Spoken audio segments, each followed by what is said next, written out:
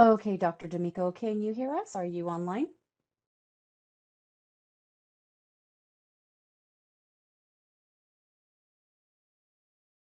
Hi, this is Dr. D'Amico. I was asked to unmute, but I actually don't hear any of you. Can you not hear me right now? Hmm. Yeah, it doesn't look like she can hear us. You may want to put the thank you. I'll let her know that you're putting that up for her.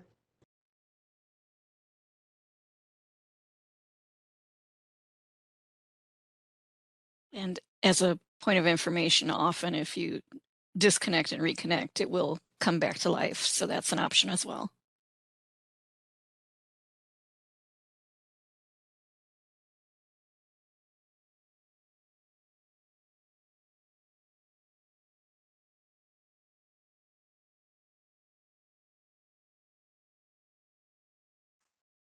Okay, I just let her know Okay, I hear you now.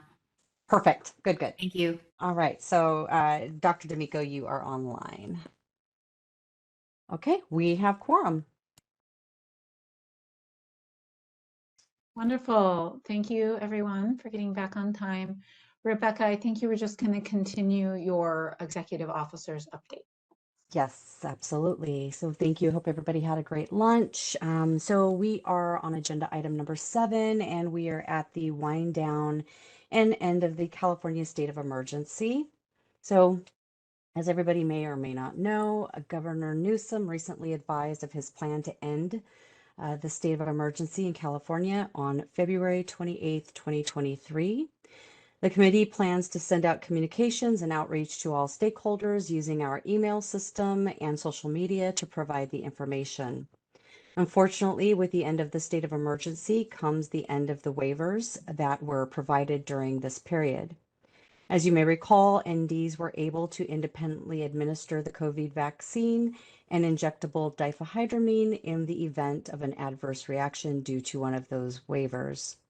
During this time, it was communicated to the professional trade associations that they would need to seek legislative change to make these changes permanent once the end of the state of emergency expired.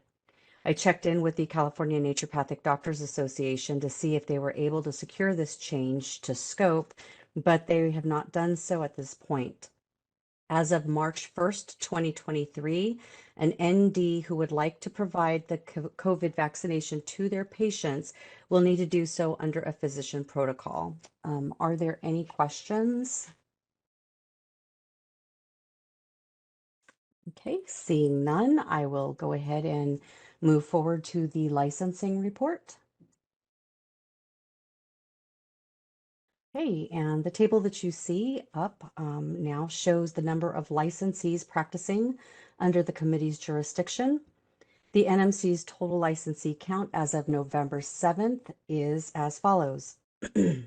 Active and current licensees, there's 991. There's one suspension for family support issues, and once the licensee clears their case, the family support court, they will be placed back into an active status. Inactive and current statuses, there are 25 licensees. There are 125 in a delinquent status and 242 in an other status, which is the retired or canceled. There's total number of licensees under the NMC's jurisdiction is 1,383. Additionally, the committee has reviewed and approved 48 new doctors' applications for the 2022-2023 fiscal year so far.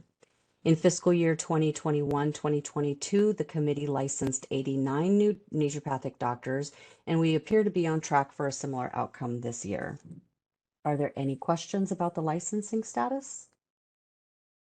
The new licensees this year, are they included in the active current number? Yes, yes, they are. So we seem to be replacing ourselves, but not particularly growing quickly. Yeah, I think last time we had 980 something, so it has moved up a little bit, but I think we are seeing more that are renewing and not remaining delinquent as much, and that they're not canceling out after that 3 years. So hopefully we'll still see that trend continue to go up, and maybe now that we've got the the supervision authority over LVNs, it may prompt some of those licensees to come back to California and practice. So hopefully that we'll continue to see a trend of going upwards. Yeah, thanks. Uh-huh. All right, and let's go ahead. Are there any other questions about the licensing report? Okay. Seeing none, I will go ahead and move on to the enforcement report. Currently, the NMC has 105 total enforcement cases open. Of the 105 cases, 36 are against licensees, 4 are against applicants, while the remaining 65 cases are against unlicensed individuals. The unlicensed activity continues to remain the largest portion of the NMC's enforcement caseload, making up 62% of cases. We hope that the continued educational and informational outreach campaigns will assist in reducing the unlicensed activity. We will also be getting a staff member for enforcement that is just going to be full-time enforcement. So we hope that this will help kind of alleviate some of that with some education and outreach to some of the naturopaths that may be using that ND title without the benefit of a license. So the committee is ramping up the educational letters to the traditional naturopaths. And at this time, the unlicensed activity consists of the following: using the naturopathic doctor title, not providing a written disclaimer of unlicensed practice to their patients, and having a signed copy of the client on file per California Business and Professions Code Section 2053.6, providing diagnosis in violation of California Business and Professions Code Section 2053.5, advising their clients to discontinue medications that are prescribed by a licensed healthcare provider is also prohibited within the California BPC Section 2053.5, providing treatment within the scope of an ND without the benefit of a license, and causing harm or death in patients. We had 17 new cases since our last meeting. Staff has been working hard on getting complaints closed. Since the last meeting, we've closed 9 cases and have several that have been resolved and are awaiting closure at this time. 2 cases have been filed with the Attorney General's office, and 1 case is being prepared for filing with the AG's office as well. 1 case against an unlicensed individual was worked with the California Dental Board, and the individual had their license revoked for several violations of the Dental Practice Act, and including a violation of using the ND title and practicing within the ND scope. Are there any questions on that portion of the enforcement report? Are other people unable to see the slides associated with this?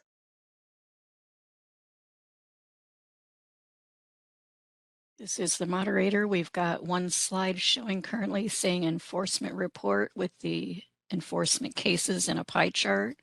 Okay, I just have a white screen on my end, but as long as everyone else is able to see them, that's fine. Oh, I'm so sorry. Yeah, that makes it a little difficult, but I will try to explain what you're seeing up on screen, and I'm sure you have it. Fine. I'm following along, but I was just wondering if other people are having the same issue. Okay, perfect. Thank you.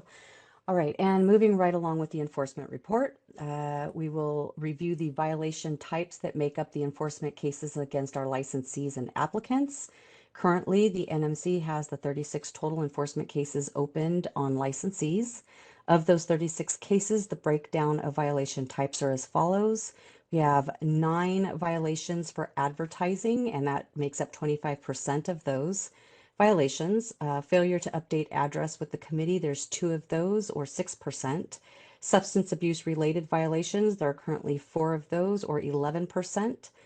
Unprofessional conduct is at 16, or 44% of those violations. Records only, and this is either not keeping records properly or not releasing them to the patient upon request, is 4, or 11%, and patient harm is 1 or 3%. Are there any questions? Dr. Davidson. Thank you. This is Bruce Davidson.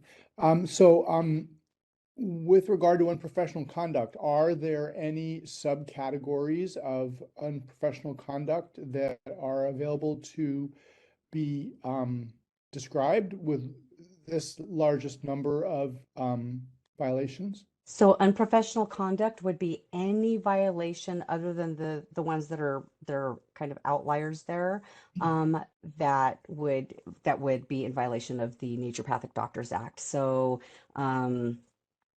billing, fraudulent billing, or um, I'm trying to think of things right off the top of my head without actually going into our regulations and looking at it, but it includes everything else that could be unprofessional conduct. Okay, so then this is a exhaustive list of the categories of the types of violations that are available to use. Oh, yes and no, but these are the current categories that are being violated. Okay.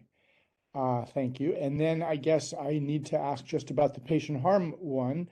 So, how are we to regard this report about the fact that there is one violation that's in the category of patient harm?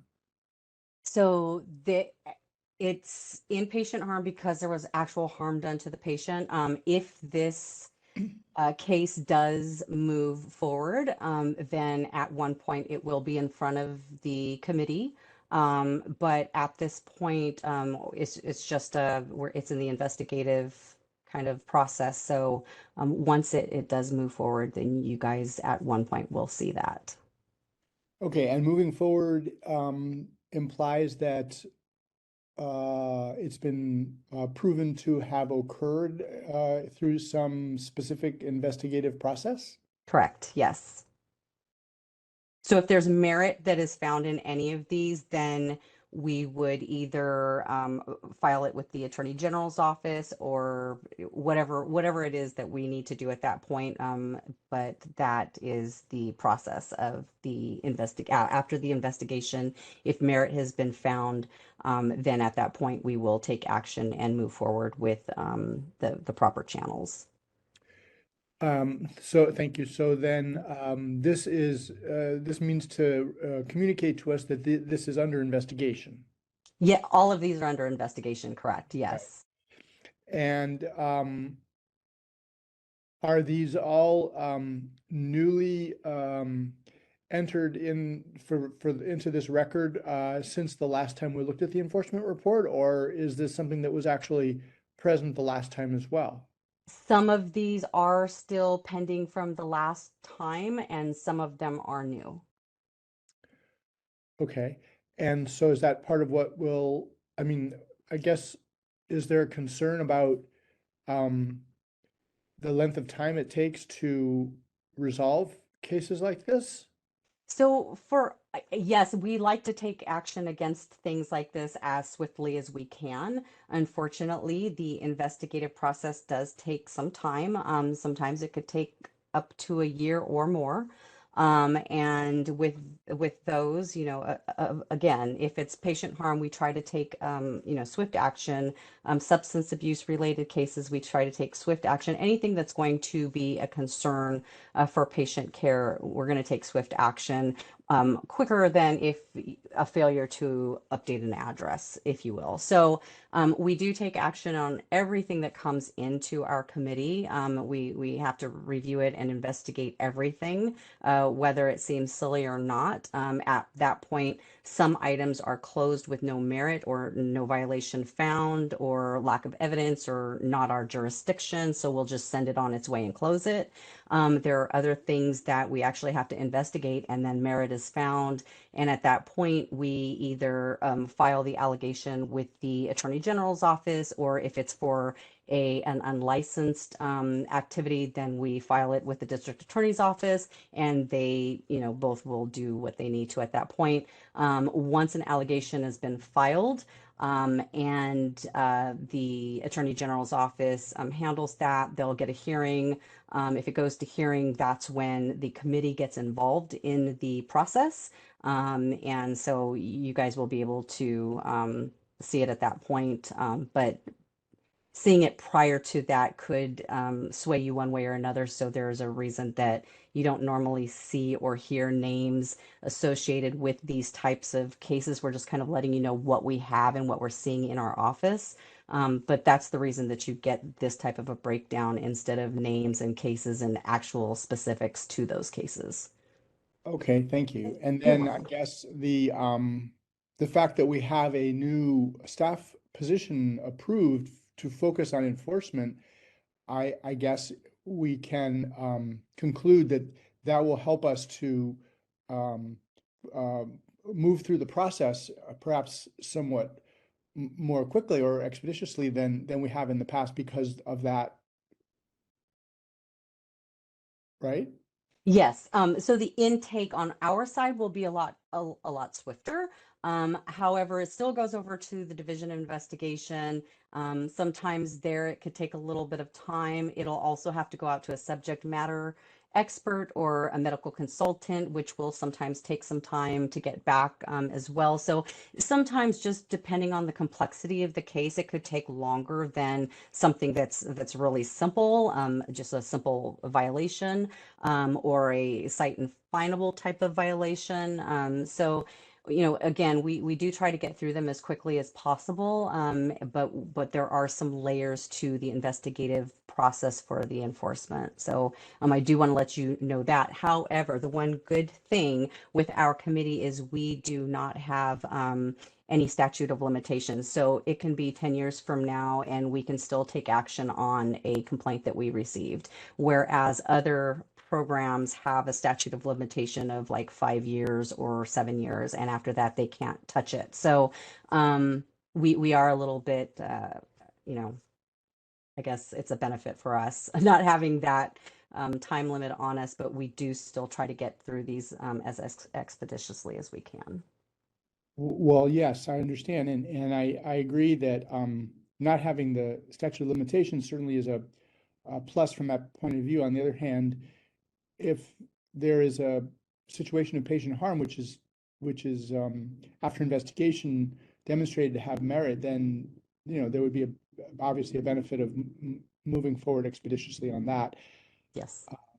And so I guess that leads me to just reflect for a moment on the new position. So that needs to be recruited for and hired in order for there to be actually someone doing that work. Do I understand that correctly? That is correct. So right now we have one analyst who does half of their time is enforcement and half of their time is licensing. With this authority and if we get the approval for the staff member, we would be able to hire them in July of 2023. Once we are able to bring on that full-time staff that will devote themselves to nothing but enforcement, the other staff that we currently have will be moved from the dual position into just licensing. So we'll have a full-time person doing licensing and a full-time person doing enforcement, and then of course other supportive items for those positions. And I believe that it will reduce the time in our intake.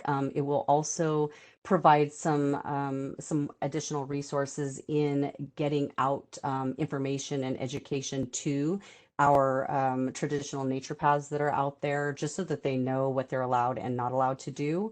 And I think that it would be, it's definitely going to benefit our numbers in terms of time that it takes to address these. That's good to hear. Yeah, I remember because when we did the sunset report, part of the statistics that we looked at had to do with the length of time that it took to work through some of these things, I think. Yes. And so do I understand correctly from what you just said that the beginning of the fiscal year in July is when we might expect this additional position to be actually available to be filled? That is correct, yes. Great. Okay, well, thanks for taking the time to walk me through that, Rebecca. I appreciate it. Sure, no problem. That's fine for now. Thank you. Perfect, thank you so much. Were there any other questions related to our enforcement?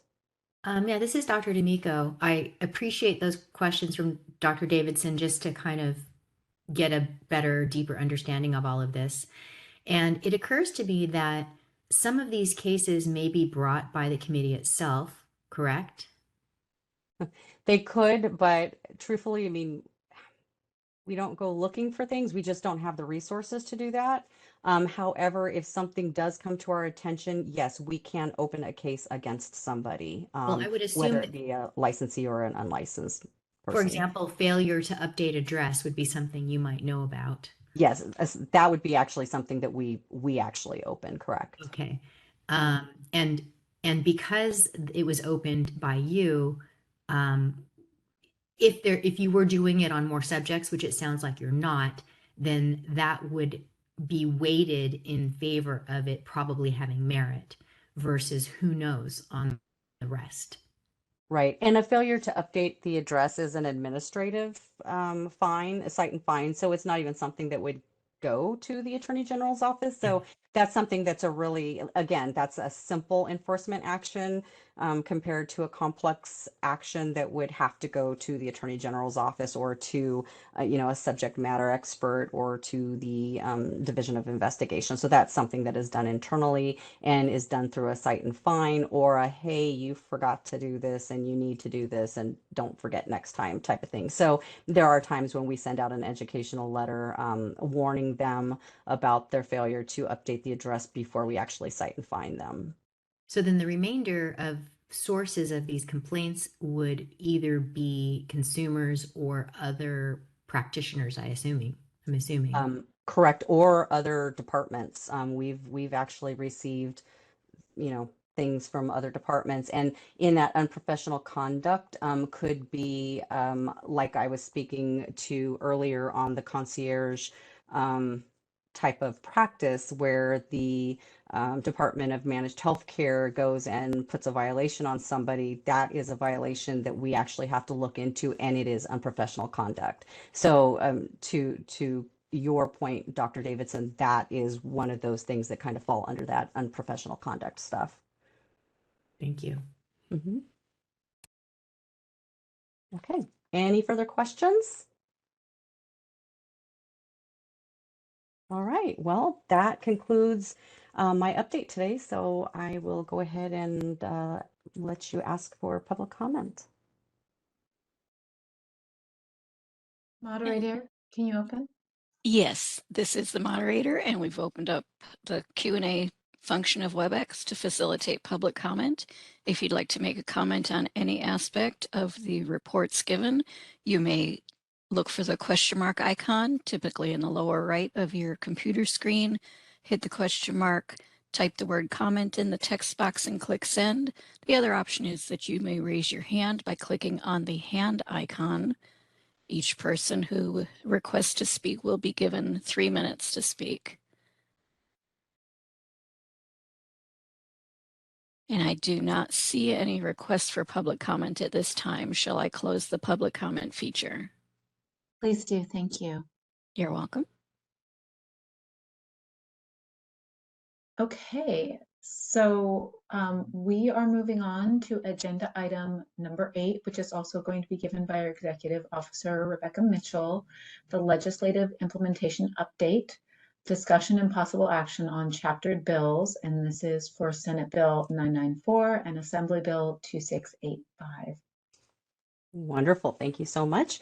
Would you go ahead and go to the next slide, please? Thank you. All right. So as we all know, and hopefully everybody that may be watching this out in the strataverse out there might know, but Senate Bill 994 was the bill that provided the authority to the naturopathic doctors to provide direction and oversight to LVNs. This bill was chaptered on September 18th, 2021, and becomes effective on January 1st, 2023. Due to the way we were able to get the language written, there isn't much to do in terms of regulations for us at this time to implement this. We are facilitating discussions between the Board of Vocational Nurses and Psychiatric Technicians and the CNDA to get an IV therapy course approved for LVNs that will assist with the IV therapies used in naturopathic practices. Next week, staff will start working on an outreach plan to send to our stakeholders, and we will update the website with this information as well. Are there any questions about Chapter 713, Senate Bill I'm so 994? sorry, Rebecca. Who did you say was putting together the IV certification course? I just missed that. No, it's okay. So the California Naturopathic Doctors Association has reached out to us and has asked us to help facilitate between them and Dr. Osborne and the Board of Vocational Nurses and Psychiatric Techs to come up with a course for the LVNs for IV therapy. Thank you so much for that clarification. Absolutely. Any other questions? Hi, this is Dr. Yoon. I know in the language, LPNs cannot administer glutathione. Can you tell us a little bit about what happened with that discussion and how that got included in the language? So they are still unable to, and this has something to do with their scope. So even under a naturopathic doctor supervision, they would not be able to use that medication. And I think it just has to do with the LVN scope. Oh, okay. But they're able to do all the other injections, just not glutathione, though. That is correct, yes. And they can administer medications under any doctor who can administer them. That's weird. Except unless, yeah, this is something that is prohibited within their scope. So I know that when we were going back and forth with the language, it was just a hard no. So, but I'm not sure what discussion or what issue prompted the prohibition of that with their scope. All right. Any other questions? All right. So we will go ahead and move forward.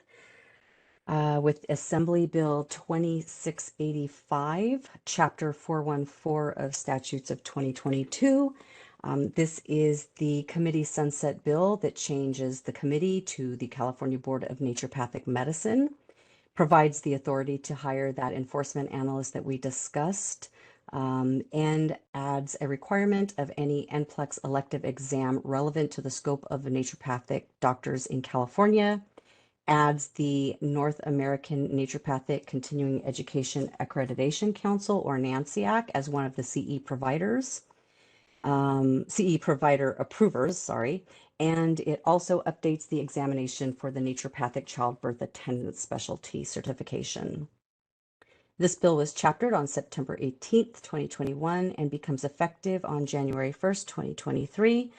There will be a need to develop and or update some of the regulations to clarify these changes. Next week, staff will start working on an outreach plan to send to our stakeholders. We'll also update the website with this information. Are there any questions about our sunset bill? This is Dr. D'Amico.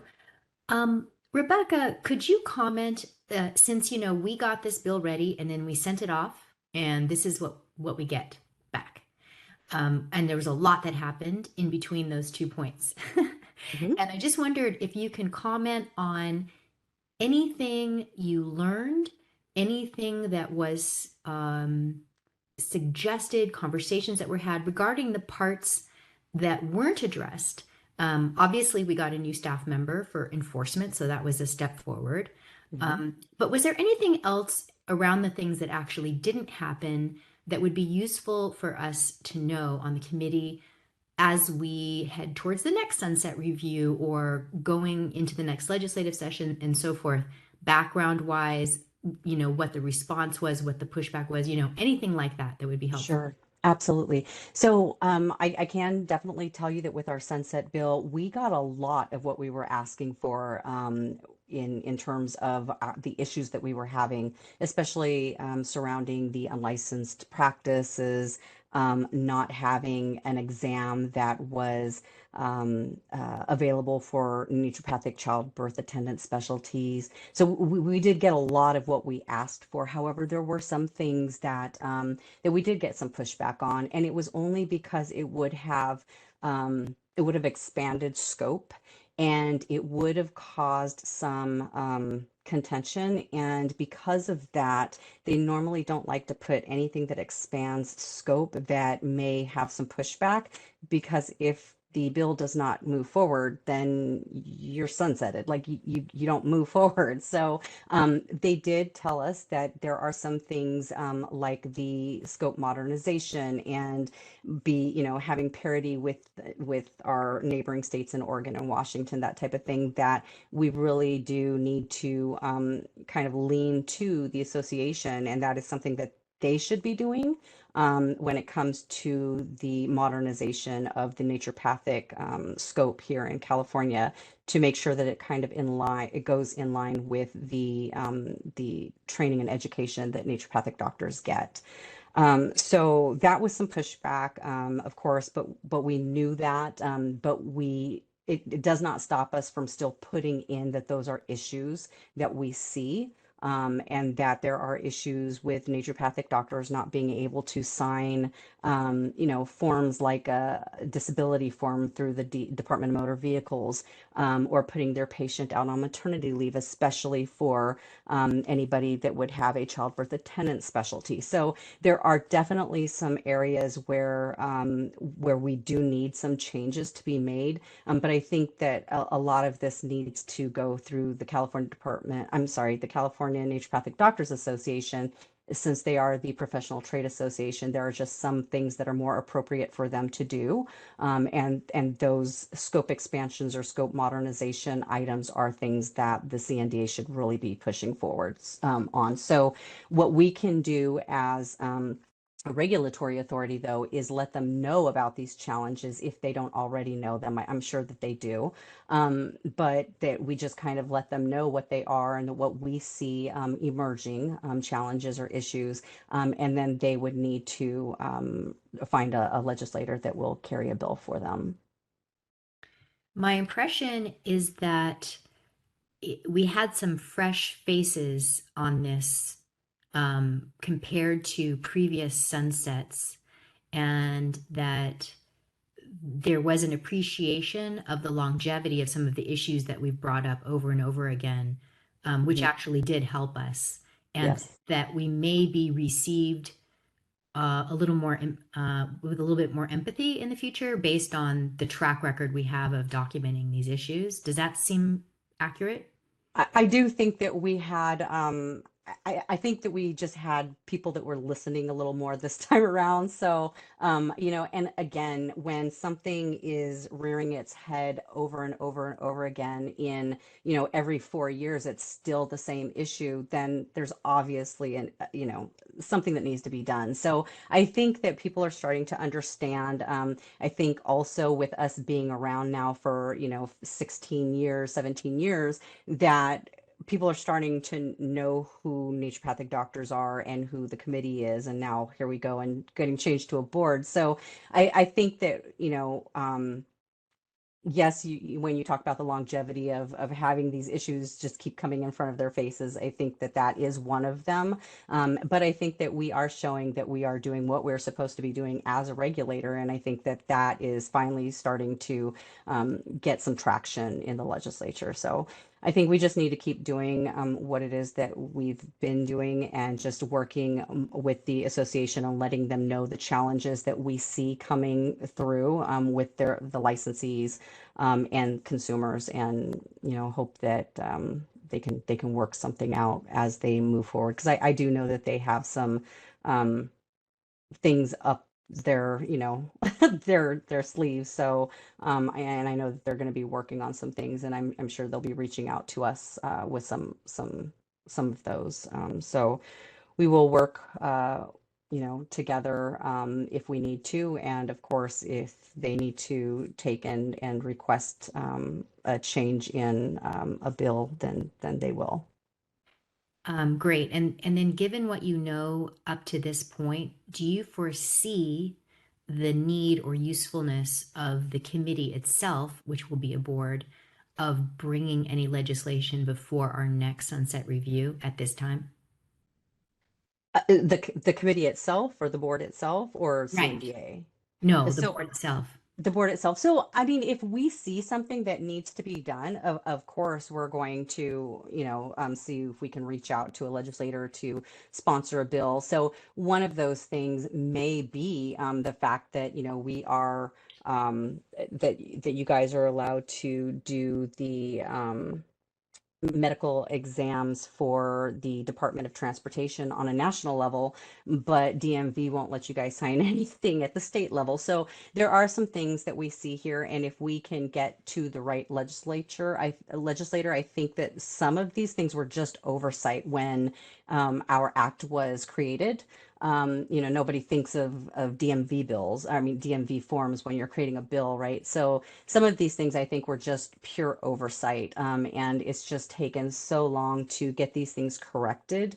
Unfortunately, we did ask, but because certain, the Business and Professions Committee, I think, only has the authority to make those changes to the Business and Professions Code and not to the health and safety codes or to any of those other things. So I think that those are the things that we really need to do in the future, is to work with the legislator if we feel that those are the things that we need to focus on, other than any kind of scope expansion, because that would actually be the role of the professional association. I would love then if you would, when you have time, to put a list together of these items. Maybe it's just medical exam for DMV, maybe it's a few other things for a future agenda item that we could discuss and prepare, even if it's a couple years ahead of time, to find an author for in the future. Okay, I will put that on my list right now. Okay. All right, moving forward, are there any other questions? I just want to thank you, Rebecca, for all of your work on this. I know that for everything that we participated in, you were doing 10 times more behind the scenes.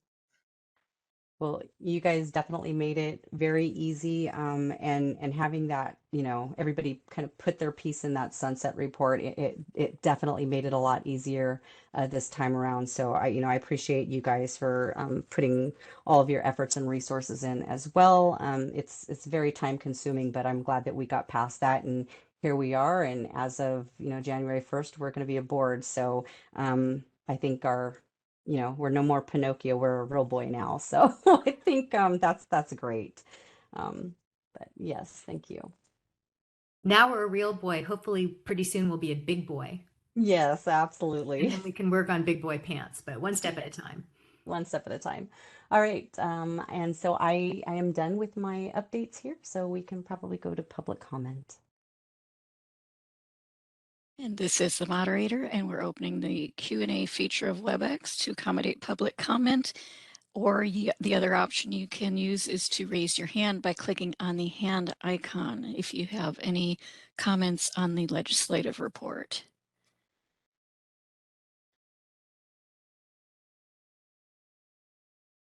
And I do not see any requests for public comment. Shall I close that feature? Please do. Thank you. You're welcome. So our next agenda item, second to last one, everyone, is exciting. It's the discussion of the new program name and logo, because we are becoming a board. Rebecca.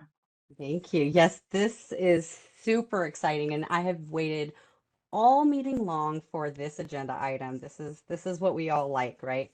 So I have been working with the DCA's Office of Publication Design and Editing to create a new modern looking logo to go along with our brand new name come January 1st.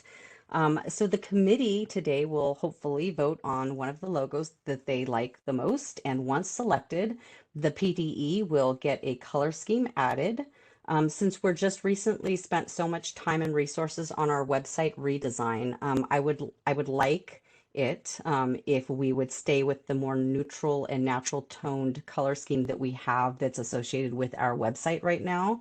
Um, we can even keep the current colors of our current logo and ask them to try to use those tones, but just just because of all of the resources and time that we spent in that web design, I don't want to kind of go away from that. So we can let's see here. We can also, again, using that same color scheme that we have in our current logo, if we use that same color in the new logo, it will still be branded similarly so that it's easy to identify that it's still us. But that's just my suggestion. It's definitely your guys' call. So I would like to go ahead and move forward. On the next 3 slides, you're going to see some designs. So this one here has all 3 of the designs so that you can see them all together. And then we will go through the next couple of slides one by one so that you can see them by themselves and get a really good look at this. So I did ask them to kind of modernize the style for us, that we still wanted that, medicine aspect, that we still want the naturopathic aspect. And so these are the logos that they came up with, and I was super excited about them. I thought they were all great, but we can only choose one. So this is where I leave it to you guys as the committee. This is Dr. D'Amico. It's not really medicine if there's not 2 snakes, I'm afraid. So I did a lot of research on this, and the Casidius, what you're referring to, that has the 2 snakes and the wings, was taken from the single snake with the staff, and the single snake with the staff is actually the appropriate one. It was the 2 snakes with the wings were taken and implemented back, I believe it was in the 40s, and only some medical professions use the 1 snake, and I'm sorry, some of them use the 2 snakes, and the majority of them will go to the 1 snake. So it's up to you. If you want to add a second snake, you can, but in the research that I did, it is supposed to be the 1 snake. I just got back from Egypt and we saw all these ancient carvings, even with the 2 snakes for medicine. So I thought that was kind of interesting, but I did not know that about the 1. Yeah, it came from the Greek. I mean, I like really went and researched this when we were Okay. doing this. So just because we were told back when the first one was designed, we were actually told that we did that wrong because we used the 2 snakes. So I was like, what? Did we really? So we Mhm. actually went and looked it up, and it is supposed to be the 1 snake and the staff. I would say that I don't care for the 3rd one because it is unclear that that's an O. So it looks like naturopathic. Okay.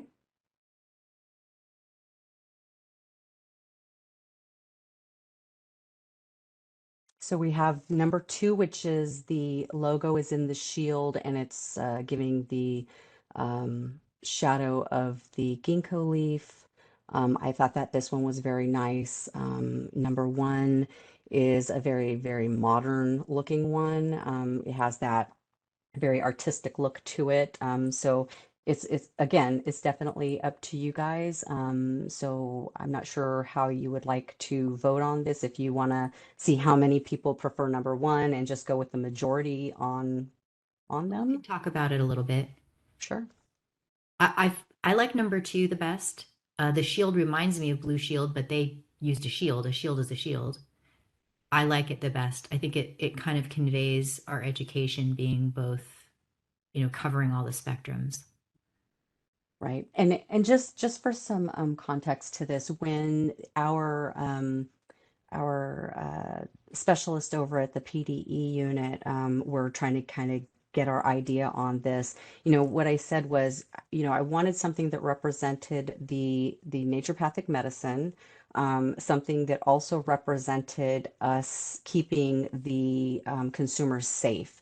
So that shield, I think, represents the fact that we are shielding the consumers from people that are not acting as they should according to their licensing or for unlicensed harm. So I do like the shield. It was one of the things that I had asked for when I gave them kind of all of our parameters.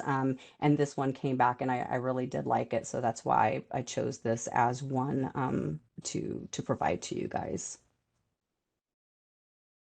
Rebecca, I'm still not able, for some reason, my ability to view whatever's up on the slide is not working. Is there any way you can email those to me so I can look at them? Or I'm just trying to think if there's some way for me to view them. Sure. Hold on. Let me just send this to you really quick. Great.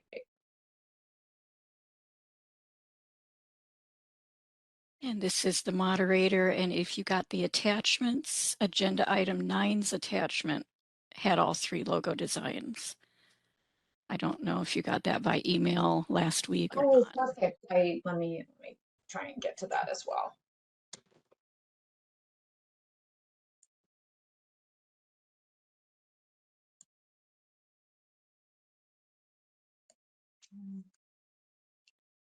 This is Dr. Singleton. In terms of the color, I'm assuming it's not going to be black and white, and this is just for mock-up purposes. That is correct. It's going to be the same colors as what we have in the top right. So again, that's definitely up to you guys.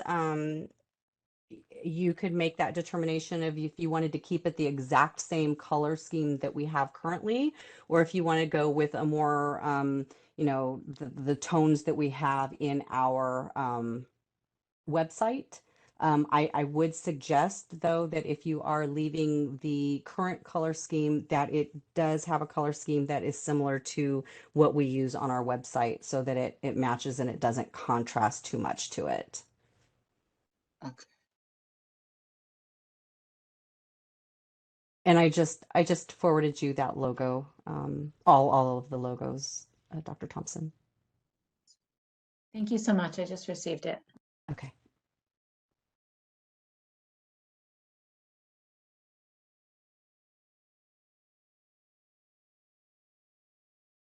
This is Dr. D'Amico. I pulled up our committee website and I can see that the green that you see in the current logo is the same green that we have on the website Mm-hmm. for banners and so forth.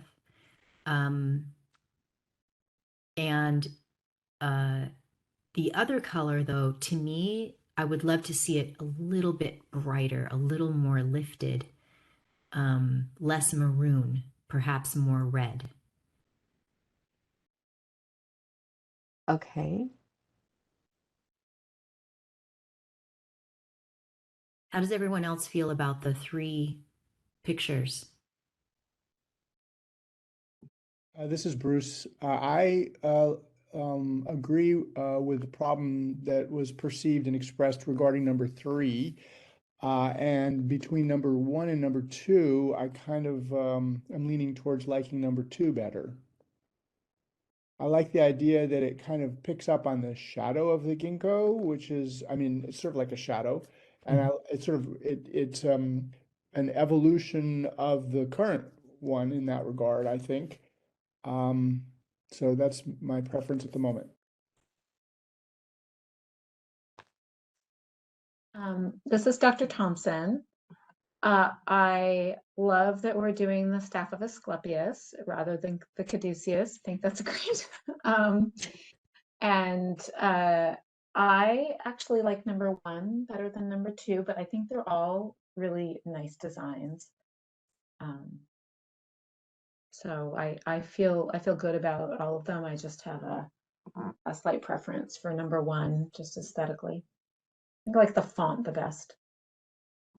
Yeah. I was gonna say when I was first given all of the logos, number 1 was the one that caught my eye, and my eye just kept going back to it. I don't know what it is, and all of my art training and education, it just my eye just keeps going back to that, and I just don't know what it is that keeps, pulling me that way. However, number 2 incorporated everything I asked for. it shows the shielding of, protecting the consumers of California. It has the, the hint of the ginkgo for the naturopathic, where it came from. And then, of course, it's got that, the medicine. And I just, yeah, I think either way you guys go, I think you won't go wrong. So. Isn't it possible that if we really liked the text from one, it could be used with the image from two? Yes, I believe so. And if we can take public comment, I think I want to say Mr. Rick Wong is on the line with us, and he was actually in the team that was producing these logos for us. So if we can maybe ask him if he's interested in public comment, we can ask him some questions as well.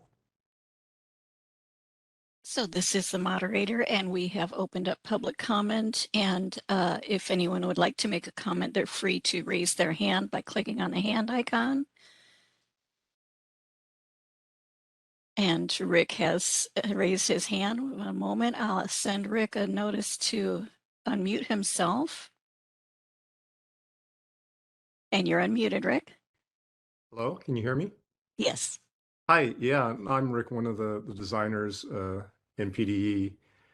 Yeah, no, I'm really interested and grateful to hear all the feedback for the logos. One of the things I think Rebecca mentioned, we were actually, once you guys do pick a logo here, we will do variations of color. We won't just do one color for you. We'll do maybe like 5, 7 different color options for you. So you'll guys be able to see a lot of different things. So it doesn't necessarily have to be, we will do like your current logo colors as one of the options too. So you'll see a lot of different things. But as far as both logos, yeah, I was able to like incorporate basically I think everything that Rebecca wanted in there with, like I said, number 2 was able to get more of the protection she had mentioned in there too. And it pays a little homage to the original logo. So, but number 1, I also really enjoy that one. That one has, I did it with more like to give it more like a natural feel, because I know Rebecca had also mentioned, natural a lot of times in her description. So it has the ginkgo leaf and the snake more like in nature, very natural. So, but those are kind of just a little tidbits of when I was creating the logo. But if you guys have any other questions, I'm happy to answer. This is Dr. Singleton. I really enjoy logo number 1 and 2. I think my decision would be based on the color scheme that was created for the snake, and I'm assuming the ginkgo will stay green. Yeah. Like I said, we'll adjust it. Obviously, it's just we do it in black and white just because early on when we used to do logos for some of the other board and bureaus, we would do this first round in color, and we actually found out that some people were influenced by the color more than the design. Sure. It was like red was their favorite color. All of a sudden, they loved this logo, but then as we went through the process, then they said we actually don't like the logo that much. It was the color. So we want you to like the logo for the idea and the concept first, and then the color will just add to it. Perfect.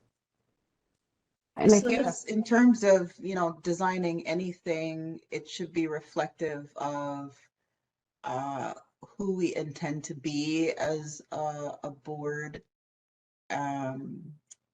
So, and I, our evolution and what we intend to provide differently, right, in the future, and of course encompassing our mission. So, part of me is like with logo 2, it is a total reflection of the original. There's nothing wrong with being consistent and modernizing, right? So, I say all that to say, either 1 or 2 would be fine. Great. I had This is Bruce. I had another question about the font. So the comment was made about the differences in the font between 1 and 2. And I was trying to see that. I guess it seems to me as though the words naturopathic medicine in each of them may have the same font, but the words California Board of have different fonts in those two. Am I seeing that correctly? Yes, yes. I was just trying different things where, obviously for number one, it's the same font throughout. Number two, the California board is different because to also reflect on how the original logo was, the word, um, actually, no, it's not. Never mind. I thought it was a little different, but I It want is. to make It that a little is. just a distinctive. It was the reason originally uh, that it's a little separate from the other text. I think that, yeah, that was the original reason. Sorry. Yeah, and you're right, Rick. The original logo, the current logo, the naturopathic medicine has the is it Sanrif? Sans Or serif. whatever Yeah. yeah, there you go. It's So they have the feet, and the word committee does not. It's more Yeah. of an All right. Sorry. word. My So yeah, committee is eyes. sans serif. Yeah, my eyes aren't too right. good on There you go. the small image there. But yeah, yeah, I knew there was a reason too. Yeah. All So I'm right. trying I don't remember who made the comment about the font among us. Was there a concern expressed on that basis between having two different fonts for the two different sets of words there, or was the preference that was being expressed, and again, I'm sorry, I forget who mentioned it, that it would be better to have them different as opposed to the same? So this is Dr. Thompson. I'm the one who made the font comment, and I actually liked number 1 best, and it is purely aesthetic on my part. I just like the way that it looks. So that So, in that instance, they're the same font. The California Board of correct. So Naturopathic I Medicine think is all I'm boring that way. I like consistent. consistency. Yeah, I agree with you there personally. And I was just noticing, I guess, and I also wanted to comment that I appreciate the use of the rod of Asclepius as well. And just sort of quickly Googling it on my phone while we're talking, I note that that is used by the World Health Organization. And so, Yep. we're in good company, of course. Yes. Thanks. So this is Dr. Thompson. I just wanted to try and excuse me if I somehow missed this, but how are we moving forward with this? Are we going to take a vote? Sounds like we need to pick a design, and then the design team will come back to us again with color options. Yes. So should we vote? I mean, it seems like where everyone's clear that it's going to be 1 or 2. We just have to decide which one. Is that correct? Yes, and it looks like we have a question from another member of the public. That's right. And so attendee who's logged in as GK, I'm going to send you a request to unmute your microphone. And you're unmuted. Mr. Talker, my name is Ganesh. I was just curious, why isn't the modern pistol, which is a traditional part of any traditional naturopathy medicine worldwide, is not incorporated into your logo? And because the leaf, I understand it's part of naturopathy, the leaves that you're mentioning here, but that kind of mirrors what the acupuncture is also using. So I was just curious why the modern pistol was not incorporated into your design process. Thank you. And we have no further requests for comment at this time.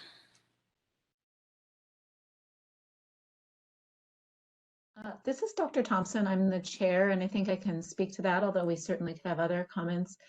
I think there are so many aspects of medicine and natural medicine that there's simply no way to incorporate all of them into something like a logo. You simply have to choose.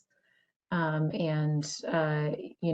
think that in addition to a mortar and pestle and the traditional use of natural therapies, including botanical medicine, of course, it's a huge part of naturopathic medicine, but there are so many other aspects, food as medicine and physical medicine, hydrotherapy. I could think of so many different things that we could have put in here. But I do think that these logos really are able to demonstrate the natural approach to medicine in the way that they're created. Thank you so much for your comment, though. So, Dr. Thompson, just so that we're respectful of everybody's time, did you want me just to call out the number of the logo and take a vote of people who want number one and then move to number two and take a vote and then see which one tallies the most votes? I feel like that's what we have to do at this time, unless we want to send both 1 and 2 back for color options and then see what we think about them, which would be the other option here, but that puts a lot more work on our design team. Can I make a comment? This is Dr. D'Amico before we vote. Yeah. I live in a rural area, and maybe even in the city, you may notice that after it rains, all the earthworms come to the surface. And to me, number one could equally look like a piece of clover with an earthworm on it from the side. Because it's already an unconventional snake from a medical logo point of view, and it's not a staff. To me, it looks natural, but it doesn't necessarily say medicine. So I just wanted to add that in before we vote. I do appreciate that. I didn't even think about it that way.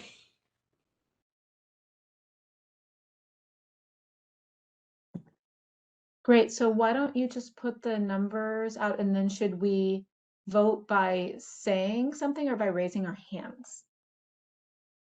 Whatever is easier. I could just go down the line and ask who votes for number one, and Oh, that works too. okay, sounds good. So let's go ahead and start with sorry, hold on one second. Let me just get to my And to be page. clear, we're voting for the logo, considering that we could play around with the font in the future, correct? Yes, so okay, now we are on a kind of a time, because we have to have this logo done and over to our website team so that they can get it up on our website and so that everything can be changed before January 1st. We've got a lot of holidays in So here, we're going to and decide right now. yeah. I'm not talking about later. I'm just saying, are we also deciding between serif or sans serif for the California Board of? Yeah, I think that's an easy fix. If you guys all want the font to be the same throughout, I can just let Rick know right now and we can make that happen. If you guys choose a logo, that's fine, I think. This is Michael. Just checking in. If the board's going to take formal action to adopt a logo, it'll need to do so by motion and a second. I mean, certainly you can take a straw poll and see who likes what before doing that. But I think you'll need to have a final, at least concept in place before you take an official action of the committee. Yes, that's correct. Okay, so moving with number one, Dr. Thompson. I would vote for number 1, and that if we were to do number 2, I would vote to have the font be the same. Okay. And Dr. D'Amico? Number 2, as it stands. Okay. Dr. Singleton? I vote for number 2 and to have consistent font and to maintain the color scheme as previous logo. Okay. Dr. Davidson? I vote for number 2, and I have a preference for having a consistent font with the I forget the name of the one with a little The feet, sans serif? feet. Right, that one. Thank you. Perfect. All right. And Dr. Yoon? I vote for number 1. Okay, well, we have 3 for number 2 and two for number 1. So it looks like a number 2 is what the majority is voting on. And if we're okay with that, I can get a motion for voting for number 2. Do we need to actually approve it now, or shall we wait until we get colors to decide on a final design and then vote on it?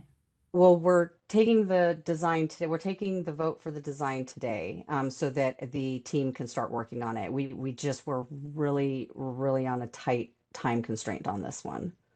Oh, I didn't realize that we needed to vote to give the designers feedback. So that's why I was asking. Well, I just don't want them spending time on logos that we are not going to choose. So it locks it in. yeah. Got it. And the serif are the feet, by the way. So sans serif means without feet, which is the Okay. plain. Mm-hmm. Gotcha. Okay, so the serif is the one that you guys are actually liking more than without the feet? correct? That's what I intended. This is Bruce. I like the Okay. one with the feet. Okay, perfect. All right. So do we have a motion for the second logo choice then? I move that we adopt the second logo choice with the change of making the font consistently serif. This is Dr. D'Amico. Okay, perfect. And do we have a second? This is Bruce Davidson. I'll second. Oh, well, yes. Perfect. All right, so I have a motion to adopt logo number 2 with the serif font throughout.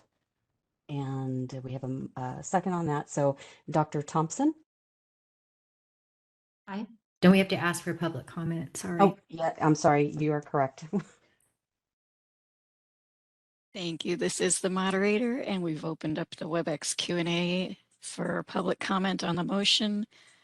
The other option is you may raise your hand to request a comment.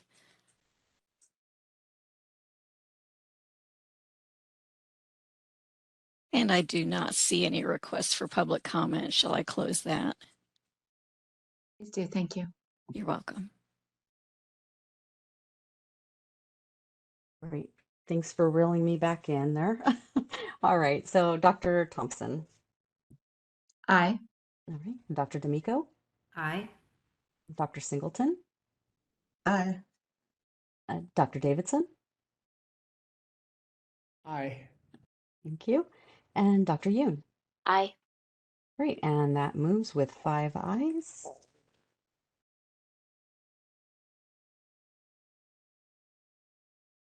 All right. So the next agenda item is future agenda items and next meeting dates. I am going to need to log off very soon. So I wonder if we can do the next meeting dates with a doodle poll, Rebecca. Sure, absolutely.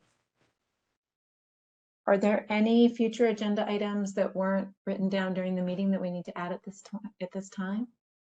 Okay, so I have two, this is Rebecca. I have 2 agenda items that do need to go on to the next meeting. The first is the EO, the Executive Officer Evaluation, and the other is board member officer elections. Normally we would have done that like December-ish. However, because we've got so many vacancies and we're looking at some of our positions being up for a reappointment right now, I wanted to wait a little bit to see if they got us those by January 1st before we start making elections for officers. So we will have that in on our January meeting. Were there any other items? What's the deadline for doing the executive officer review?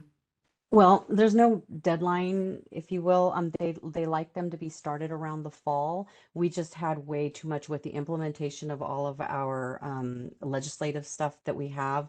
We just didn't have the time to get this all done right now. And we are very, again, we're very, constrained on time. And with the changes to our website and everything, we have to be very, mindful of what we're adding onto the plate for our web team. For the executive officer review? Yes, You're talking about for because agendas? we would have had, we would have had to come back and have another December meeting to get that done in this quarter, is when they like to see that happen. It just wasn't gonna, there's just no way we were gonna be able to do it this quarter. And then ostensibly we'll have hopefully a logo color review on our next agenda as well, right? Yes.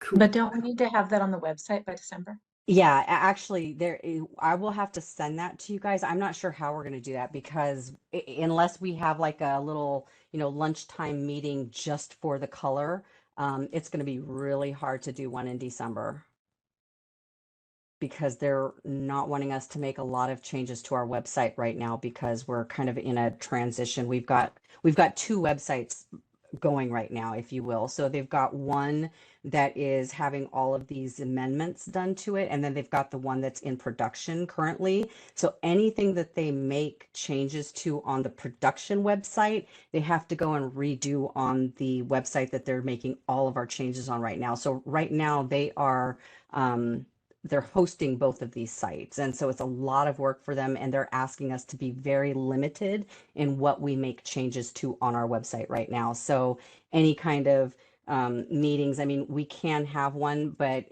we just have to be mindful of what we're asking them to do because their resources are very limited right now. And again, because of the implementation for all of these legislative changes that we're doing right now, its staff resources are really limited right now. So I just wanted to put that out there. Well, how hard would it be to do a logo in the current colors and then switch it out after the January meeting if we wanted to change the colors? Is that just a huge issue, or is it fairly simple? I don't think it would be much of an issue if we went with the current colors until after January and come up with a different, you know, color palette if you guys choose to at that time. I think we should just do that unless anyone has an issue, because it sounds like having a meeting in December is going to be prohibitive and probably challenging with all of our schedules as well. Seems like no problem at all. Perfect. Okay. Was there anything else that any of the members had to add to the agenda items for next meeting?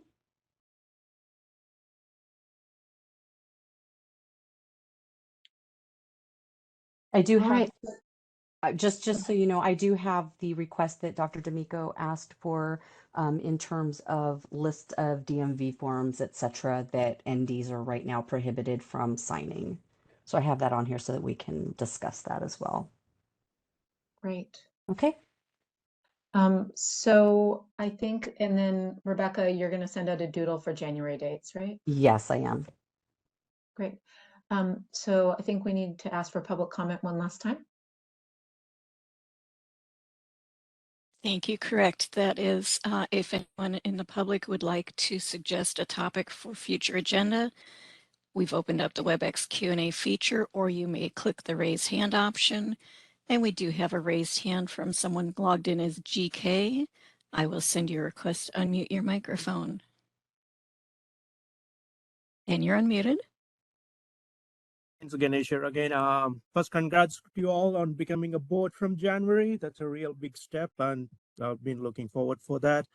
I was looking at the curriculum that has been designed by the AMNC and for the Naturopathy of California.